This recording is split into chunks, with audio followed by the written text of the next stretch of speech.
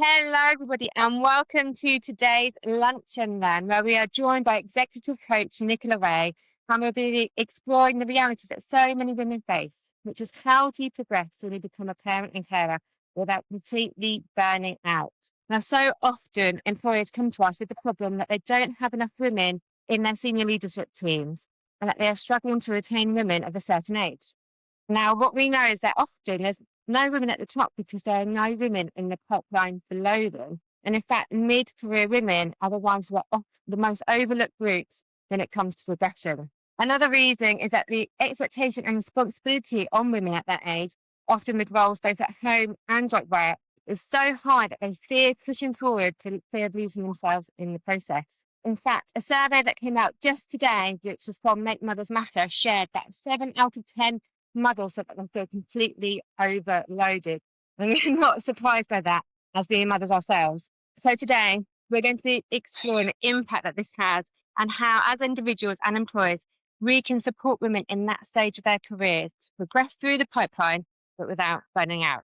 So today, joining us, we are welcoming Nicola Rae, who is an executive coach, supervisor, speaker, and writer focused on confidence, ambition, and sustainable success, supporting ambitious women who are navigating growth, their careers, change, and well-being. Her work is practice-led and challenges the notion that confidence is built alone. She does this by emphasizing the role of support, reflection, and being properly held over time by those around you. So today, Nicola is going to be using her experience working with mid-career women to show practical shifts that we can all make to help progression more sustainable for them and the businesses that they're in. So if anybody would like to ask a question at the end of this or share their experience too, please do so in the comments. And we welcome Nicola. Hello, Nicola. Hello, it's so lovely to be here. Yeah, thank you so much for joining us and for listening to my blurb at the beginning there. This is such a hot topic. And when we shared this lunch and learn, we had such support for it, and so many people, either female leaders or women themselves, wanting to know the answers. And I know that your wealth of experience as a mum yourself and now as a coach will help us to hopefully unpick those problems today. So let's kick off by defining what this mid-career stage looks like for women and why it is such a pivotal point. I'm just so glad that we're talking about it. I think the terminology of mid-career is so new. We're used to people talking about like early career or senior leadership, but shining a light on this middle section of life and career is so important. And it's probably what has grasped the curiosity of so many people. The way that I like to think about it is less about age or job title, but more about the load that somebody is carrying at the stage they are in their career. So they're not the newbie, fresh out of formal education or training. They also aren't at the pinnacle of their career. So they're sitting in a place of like, I'm here where I am now, but I'm setting my sights on being kind of further on and progressing. So it really is that kind of messy, often where we're in it from all sides, kind of messy middle, and where the juggle is very, very real. And what's happening at this stage as well is that the expectations at work are increasing. So workload is increased, but life is wanting more flexibility from us, and our tolerance to kind of not have the flexibility is decreasing. So it is that kind of, I almost visualize it as like we're being squashed in the middle, kind of both sides. And there's so much coming from kind of professionally and personally. So that kind of gives an insight into mid-career. Often women are thinking about like, I've worked so hard to get where I am now. Who am I? What do I even want to do? It can feel a little bit like an existential crisis in that sense. But women are also managing teams, delivery, KPIs are there and going up. And then on the personal side, there's the emotional labor, life admin. So that is kind of what characterizes that mid-career stage. That's a really important point to make, that it isn't about age, it is about all of those responsibilities almost coming together at once, like a big explosion, which I think pre having children or pre becoming a carer, or even if it's your own, thinking about where you are menopausally, or all these different cycles that you have as a woman, actually sometimes they all come together at once, and that's where it's really messy, and that's where it's really difficult when it's all coming together. And how do you navigate all of these things, that juggle, like you say? So it is really important. I think so many of us resonate with that, particularly that sort of identity shift or crisis or, existential crisis, as you put it, because, what do you do at that point? There's so many things feel like they're changing. So why do you think this stage is so often overlooked?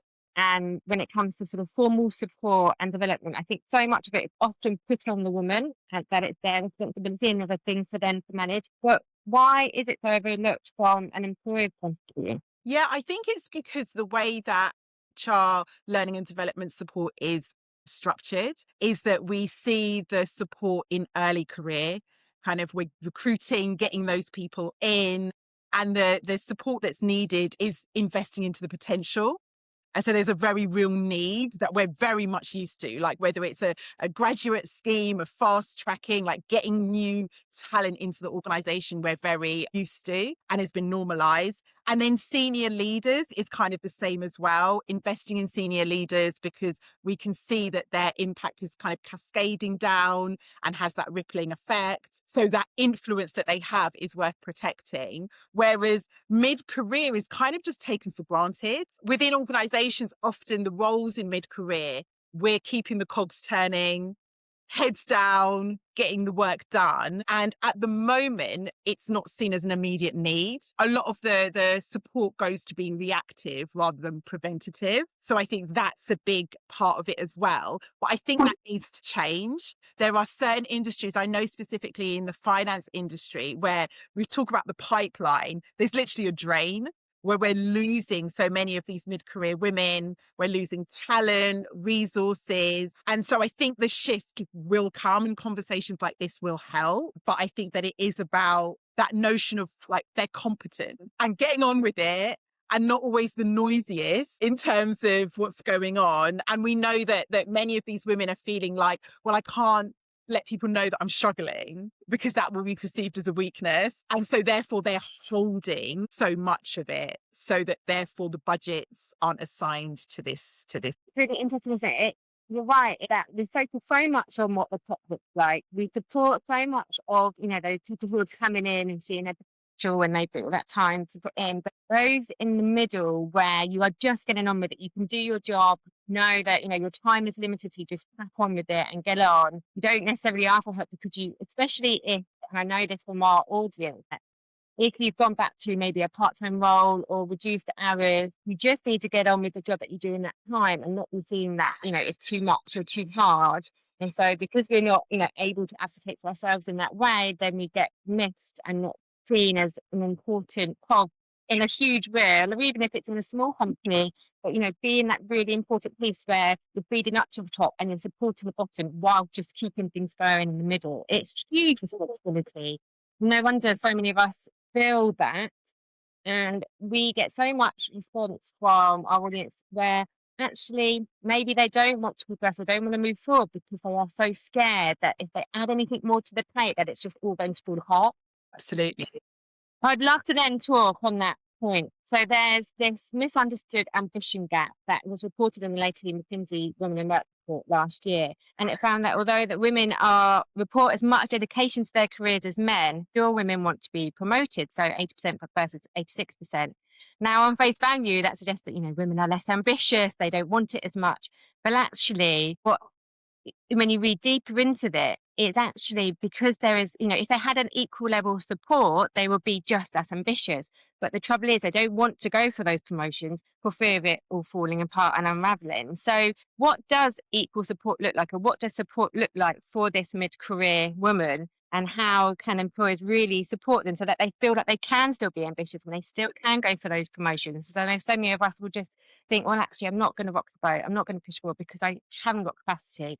But, we need that support from around us. What does that look like in practice? I think it starts with us being able to name it instead of an ambition gap, it's a support gap. Yeah. Like I'm always fascinated by statistics and let's look at what's going on below the surface. And even it being named as ambition gap is like, oh, I know how it makes me feel. It's like a shoulders kind of dropping. And it's like, actually, it's not about that. It's actually a support gap. And I think that that's something for organizations to take on, even that rhetoric and language. When they see it as a support gap, we know what to work is and what needs to then be filled, but totally empathizing with women in this situation because, and I hear it from a lot of my clients, that the question they're asking themselves is, at what cost? Right. So, yeah, I can have that promotion, but that means more hours, more exposure. It could also mean more pressure. And as you said, I'm already at the breaking point. I'm already at the tipping point. So that's really the question that they're asking themselves of kind of what is the cost of it? And so I think what organizations need to do is look at what is the support that we can offer. These women aren't disengaged. Often it can be a strategic decision to not go for the promotion right now. I think women, we're looking at our lives in a holistic way. So it's not just everything's all about work. It's like, okay, how does work impact the rest of my life in this season that I'm in right now? So for workplaces to be more aware of that, and actually asking women, like, what would support look like, right? What is needed? Because for what is needed for one person might be different to another. And in some cases, it can be an easy thing. It doesn't have to be this kind of big, grand policy change. In many cases, it is. But when you're thinking of of your direct team, just kind of using that language of, I know that there's a support gap coming, like there's a support gap here as to why you might not want to go for the promotion. What do we need to do to fill that gap for you? And really giving women a voice to say what's happening for them. And what's really empowering about a conversation in that way is the power dynamic isn't one of, oh, this is what I need. I mean, I'm all for us advocating and asking for what we need, and I will totally talk about that today as well. But there's an element of organizations recognizing there's a gap and creating that space, especially when it can be so hard for women to ask for help.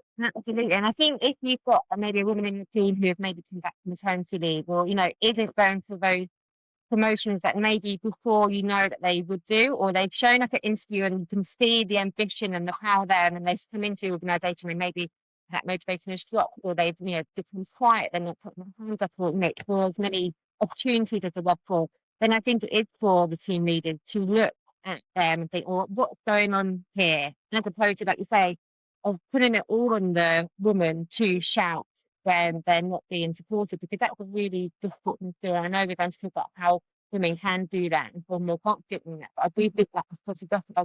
So if we do get this right, and so many organisations, that what is the longer term payoff for businesses, to have more women in their programs? You all know that recruitment is a lot more expensive than retention, right? And so ultimately, what you do is you keep more of your talent, you retain more of your talent. It helps the bottom line because you're not spending money on recruitment, but then you've got a more loyal, productive, satisfied employee working for you. And that's going to be a win-win for everybody. That continuation of staff members and teams, I think that is one of the biggest wins. And that's where at the moment it's like a leaky bath where we are losing these really talented women. And often we're losing them to different places, like they might be forced to go into entrepreneurship. I think that's something that isn't talked about as much, is like where women are finding other ways. We all need to make money and have a livelihood. So forcing them into these other ways of working that they might not actually want to do. I know many of my clients were like, I would have been really happy to stay in an organization if it had been right, if I'd had the support there.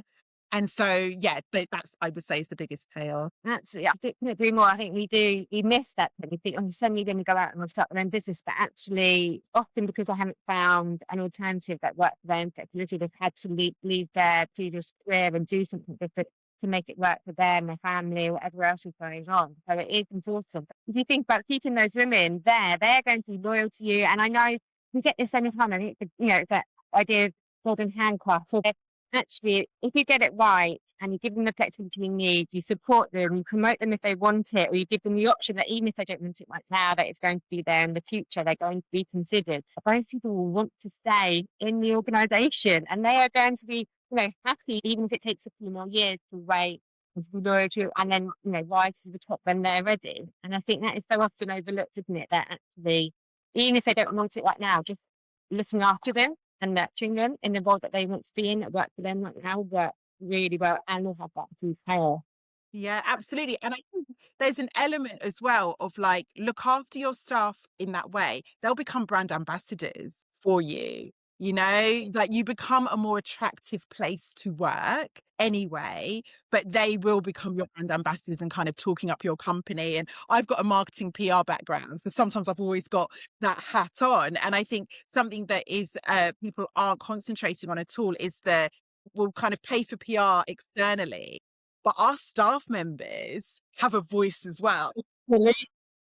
And they can be so influential, not only on kind of the work that we do, but how we are perceived as an organization. There's so much power in that. And you've got a mid-career woman who you're supporting to stay with you and grow. She's going to be kind of one of your biggest supporters and ambassadors and continue to do really great work as Oh yeah, well. so we just had an interview the other day with somebody who's doing a 5-hour work within their organisation. It's a huge organisation. She's been there for 20 years and she's like, I don't want to be promoted right now. I am happy, but I'm going to stay here because of everything that they are doing to support me, to support other people in the team in different ways. It's not even just the way that she's working. And you could just see it just lives and breathes through the sort of that cultural. And I think that's the thing that some organisations forget. You don't have to do these big changes. It's all about it lives and breathes through the people that you look after in the pitch.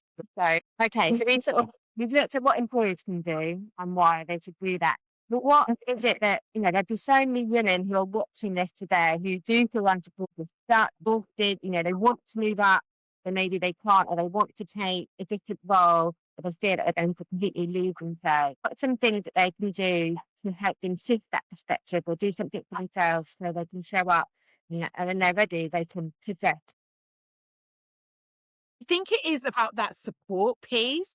It's kind of really knowing that you don't have to do this all on your own. One of the practical ways of getting support, and the McKinsey report mentioned it as well, is sponsorship. So mentoring, we talk loads about mentoring, and organizations are very quick to throw out their mentoring schemes and they have their place. But sponsorship is also super powerful. And the Harvard Business Review did a study where men that were progressing in their careers, sponsorship was a key part of that. And it's more likely that a man's going to have a sponsor than a woman. And so the difference is that a sponsor is somebody who's saying your name in rooms that you're not in and really advocating for you in that way. Whereas a mentor is more like, I've done it, this is how you do it, kind of thing. So having that sponsor there to kind of, they're like umbrella looking at your career for you can be really, really helpful and guiding you in that way. But going back to what women can do is like stop treating needing support as a personal weakness,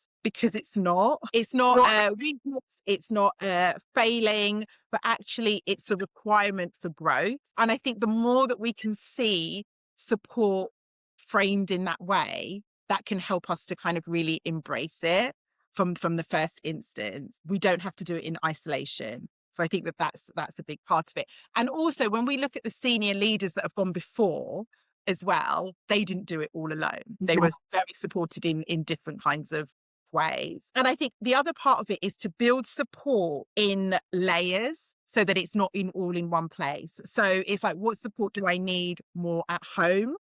Could be a big part of it.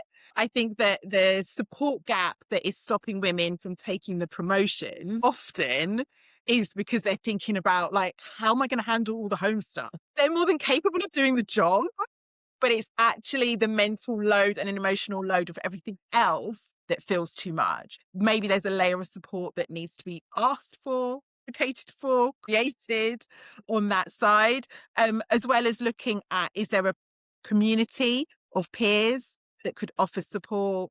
And then also a manager or a sponsor who can help with kind of the visibility on that side. So I think that that's one of the things that kind of step one. Coaching is also really great as support. And then also being really strategic and specific in the support that you need. And I know that that's hard at first. And one of the things is like, where is challenging? What feels sticky? In an ideal world, what would make this easier? Kind of asking themselves those kind of questions in order to be like really specific of what the kind of support is that's needed. But I think kind of to sum up, it is that real, you're not having to solve all of your career right now, but what is the thing that would make the biggest difference so I can take the next step? And whether that next step be a promotion or making where I am easier, what is it that would help? And that's really helpful. I think that's interesting at sort of looking at the layers of support. So you come up with, where do I need the most support? And for me, I'm thinking, right, I'm just going to write down all the things and the bits that I find hard or difficult. And then I think, okay, well, what is it? And then who am I going to go to get that support? So whether it's go to my husband to get more help with the washing, or whether it's at work, talking to my line manager to think, okay, well, I need to have less calls in an evening, or I need to, take that one piece of work off, or whatever it is. Well, how would you go about finding a sponsor? You talked about that, and I think you're right. It's really key difference between what a sponsor or a mentor is. But how would somebody go about finding that? I think an exercise you can do of like almost stakeholder mapping. So you're starting to write down, and that is like a grand way of saying you're kind of writing down the people in your organization, the people in your circles, and you're starting to map where they are, like who is already a mentor and I maybe don't even know it. Who could I ask to be a mentor? Who would make a good candidate for it? And then who would sit in the sponsorship place? So you want somebody who's the influence. It could be somebody that you don't yet have a relationship with, but you could be seeking to make a relationship with them. Increasing your visibility is a big part of it as well, because often people can't advocate for you if they don't even know what it is that you're doing. So I would say a first instance is like having a look, like, what does the organization look like? Who are the key players that could be the candidates for it? Who do I have relationships already with? Almost like the 6 degrees of separation. Like, who am I connected with? Being super strategic about it and then reaching out to them. But some of them, it could be like, it would be great if you could, and just making that direct ask. And some, it's the slower burn of building the relationship. But I find women, and so many of the ones that I coach, is that they aren't showcasing their value. Yeah. And showing like work that they're doing. And once they start doing that, it's easier to get a sponsor because the sponsor has something to work with. It could also be interesting to think about, you might be having sponsors that you don't know about yet. Like, who is it that has been mentioning your name in rooms, Yeah. right? Thinking about that and then developing the relationship with them on the back. If you think about it yourself, if someone asks you, can you give me 5 minutes? I'd love to hear a little bit more about the, or, I've noticed that you're doing this. And, people love to give advice and guidance and to share, some of their wisdom. So just, be involved and reaching out in that way. I think it can be scary. I think you're right. But I think it's, putting your head up and actually knowing that people want to help and they want to share their knowledge and that, any of the success they've had as well. And support others because they often know how hard it is. And if you find the right person who really will understand that and want to help you. Sort of think it's not as a scary thing, but actually this person's going to want to help. And they're going to be flattered that you've asked them and that you've thought of them. So that, hopefully that takes some of the scare away and the fear away from it. Exactly. And it's also remembering that as much as they're helping you, you are helping them as well, right? Like, it's a good thing to say that you are mentoring somebody. Like, there's many a senior leader who is talking about the mentoring that they're doing. So that's a good thing. But also remembering, like, you're doing really good work in your organization. Your sponsor gets to say your name as a recommendation. And that also then reflects well on them. Absolutely. And it's increasing their network, and they're inevitably going to be things that you're able to help them with in that kind of information sharing. So just remembering that you're not going to this like kind of cap in hand of like, please help me. Yes, we know that there's a strategic intention in there, but also you have so much to offer as well. So it's like a two-way. That's it. It's sort of taking the power away, isn't it? And seeing that you have value. So on that point, you said about how, raising your visibility and showing your value. And I think so many of us are so busy and just want to get, the job done and get out and go pick our kids up or whatever it is. How do we show our value and, raise our visibility of the things that we are doing when maybe our capacity is a bit low? Yeah. Oh, I get this all the time. And I think it's really focusing on showing your strategic value is really important. No one's just come by your desk, whether that be in the office or at home, and see all of the good work you're doing. Like, that is not enough. You have to make the space and time to share that. So it really depends on different circumstances. I've had with some clients, it is that they are literally shying away from fully sharing strategic value that they're offering. So they might be minimizing, diminishing their achievements and the work that they're doing. So there's definitely something about the language in there and owning your value. So using things like I achieved, I contributed to, giving numbers if there are numbers that you're able to attribute to the value that you brought.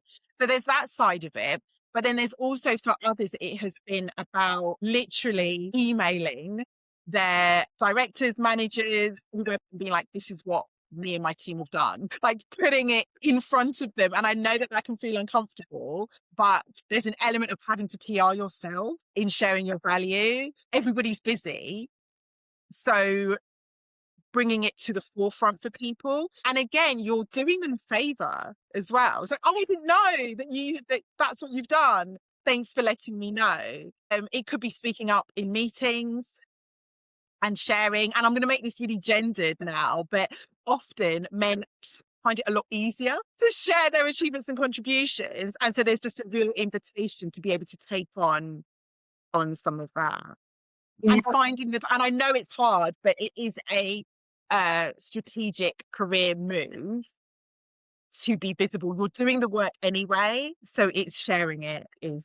I think it's really important because I think you can just put your head down and you said it, about this messy middle, how you just have to bury your head and get on with it. But actually, even if you just make a note to yourself and you've got, a note that says, I've done this, this, this, and this. And at a certain point, whether it is, this thing in the meeting is a really good way to follow that visibility. So when it comes to the end of year appraisal, you've got this list of things that you have achieved in short, or people have been really pleased with the work that you've done. It can be really simple things, but having that record for yourself means that you've kind of got that ammo so that when the time comes and you feel like it's right, then you can show your value, show your visibility in that way. And I think that is one of the key things for me in that sort of conceptual stuff was thinking about these things as strategic moves. So while it's a really difficult time in our lives and almost things get put upon us that we don't have much control over, there are certain things that we can control. And, our career could be one of those if we sort of maybe think about it in a different way and we think about it in sort of a more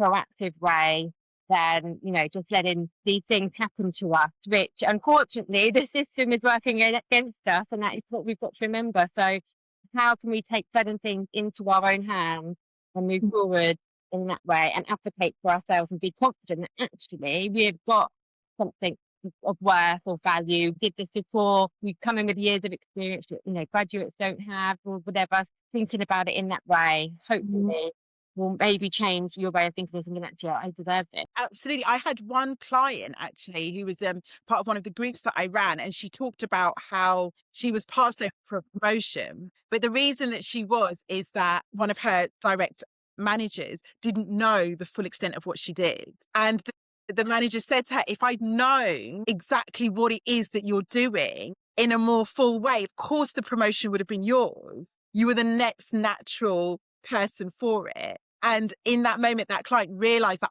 I hadn't shared what I was doing. And I was literally overlooked. So then she had to look for a role elsewhere to get the promotion. The person said to her, I didn't know, you weren't telling me what you do.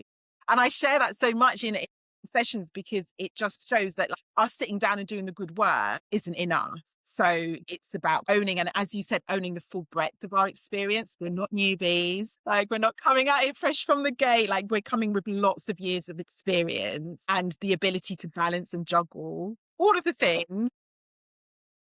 So many things. That's it. So we'll wrap it up shortly, Nicola. But for anybody who does feel completely lost, stuck in that messy middle, what is one thing you would say to them tomorrow to think about, or say to think about going forward, and how they can come out and shine a light on themselves?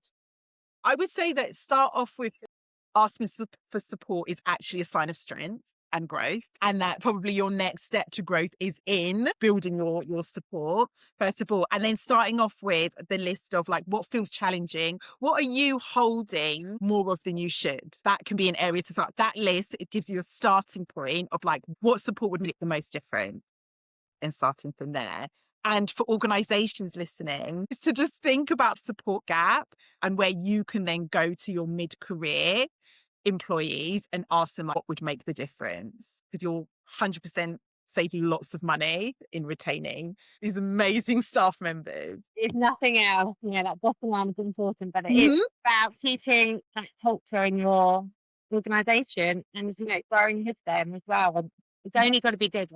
Well, thank you so much for your time and your wisdom today. There were so many times that I wrote the nuggets of what you were saying, because there were so many brilliant things there. We will share this. Obviously on LinkedIn, we'll share this on our YouTube channel as well. But where can women and organisations find you and learn more from you? Yeah, absolutely. So LinkedIn, I'm here, Nicola Rae, and then Instagram, and then my website is alifemoreinspired.com. Any of those places, come and say hi. Oh, yes, please, because you are so fabulous. I wish I could speak to you more. Well, thank you so much, Nicola. It's been a pleasure, and we'll speak to you soon. Take care. Thank you. Bye.